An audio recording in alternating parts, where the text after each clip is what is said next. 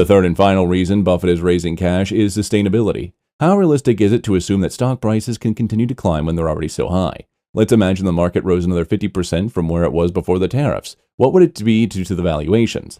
If prices rise by 50% and earnings remain constant, the PE ratio would skyrocket to around 42.85.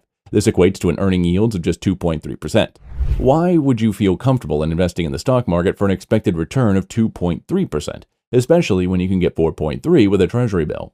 This hypothetical shows that there's very little room for prices to go higher in a sustainable way without earnings also rising significantly, something Buffett doesn't expect in the near term.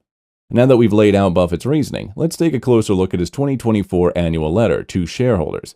In it, he says that the Berkshire performed better than expected during that year, even though 53% of the company's 189 operating subsidiaries reported lower earnings.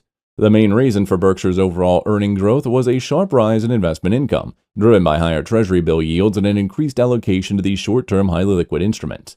Buffett emphasizes Berkshire's operating earnings over the traditional GAAP accounting numbers. Operating earnings strip out the often volatile capital gains or losses from the stock portfolio. While GAAP earnings can fluctuate dramatically from year to year, operating earnings give a clear picture of how the company's core businesses are performing. Buffett reminds readers that although Berkshire's cash position might be outsized, the company still has the majority of its capital invested in equities. However, marketable equity holdings fell from $354 billion to $272 billion in 2024, even as Berkshire's investments in privately held businesses increased. This confirms what we already know. Buffett is pulling back from public equities, likely due to concerns over valuation. Importantly, Buffett reassures investors that this shift into cash and bonds is temporary.